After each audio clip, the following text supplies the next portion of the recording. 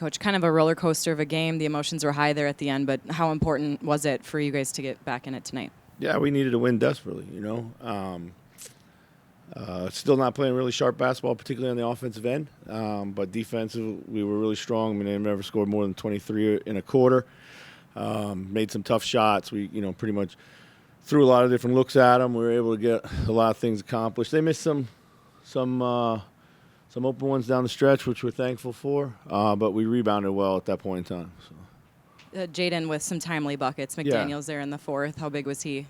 Yeah, it was. I mean, absolutely huge to make those two. Kind of give us some breathing room. We needed it. He's got to wake up, snap out of. He's been in a little funk. And hopefully he can carry this into the next game. So. Chris, did you find anything offensively just in that fourth quarter, or was it just shots kind of going in, do you think? What did you see? Yeah, I mean, it was all the switching kind of really gummed us up. Yeah, super late in the game, we were actually cut against it, and that was good. And just as the game went on, I thought our movement got a little better, and we made some shots too, but we were able to kind of move them around a bit. So. Seemed like Monte had a pretty nice game for you. Just yeah. How do you see him starting to settle in here? And I thought he had his best game yet. He and Mike, I really like the combination of those two guys out there together. I thought against the switching, they were some of the best combinations in the backcourt, just with their willingness to move the ball and play off the catch and cut and kind of re-space for each other. So it was good to see. Is that the biggest thing you want to see more of against teams that do go all switching? Is just more cutting? Is that the biggest solution? Absolutely. You got to move more. The nature of the way you play has to change a little bit. Well, not necessarily a little bit, a lot. And it really relies on, cutting's not just for everybody else to do. Everyone's got to cut when the time is right. Clear space for your teammate. Take two on a hard cut.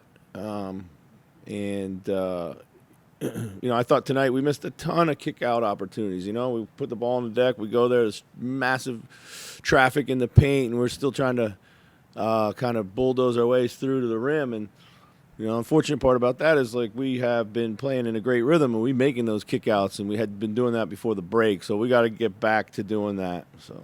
Yeah, and that's product of guys, when they get a switch, they like their matchup, and then they're predetermined what they're going to do. Well, it's, hey, you may like your matchup all you want, when there's three more guys between you and the rim waiting for you, still got to make the play. I mean, if you can beat your matchup, that's great. But you got to beat your matchup to make the right play, and that's what it's all going to be, so.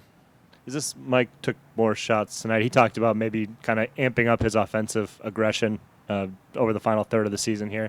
Is that something that you think is going to be required for you guys, especially as you get towards the playoffs, a little more aggressive, Mike, offensively?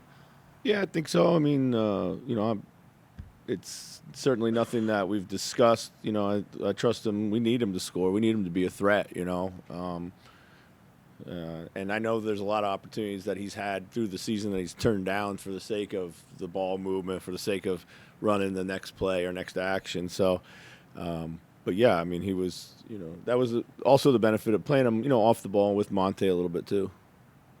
How important do you think rhythm is to good offense? It seems like when you guys aren't kicking out and you are driving 1-on-3, there's just never any rhythm that starts among the five guys on the team. And when you are, there's such a rhythm there. Yeah, I mean, our offense is extremely rhythmic. When we move it early for the sake of moving it, and then we're able to drive, and then at that point in time we're playing on quicker decisions, and then we can see the low man and the help coming earlier, and then everyone can kind of anticipate where the ball's going to go next. That's the rhythm you're talking about. Didn't move it early. A lot of kind of just trying to, again, play in a crowd. And so, yeah, and sometimes you will play out of rhythm, and sometimes it takes a while to find it. But good thing is, we were playing in a great rhythm. We just got to get back there. Both Naz and Nikhil just didn't have it from deep today, but you want them to take those shots anyway when they're open, right? Yeah, absolutely, for sure. I mean, we need them to take shots. So. When you have a game like this where it's kind of a rock fight early, does how you coach or the team's mindset change, especially defensively? Does it maybe amp up the intensity on defense because points are kind of hard to come by? Well, mean, I was trying to amp up the intensity all game. I thought, like, you know, we were there but not really there, if you know what I mean. I thought we were playing hard but like not a lot of purpose, getting beat to a lot of 50-50 stuff early on. It's halftime. We talked about it. We had to play a lot harder, for sure.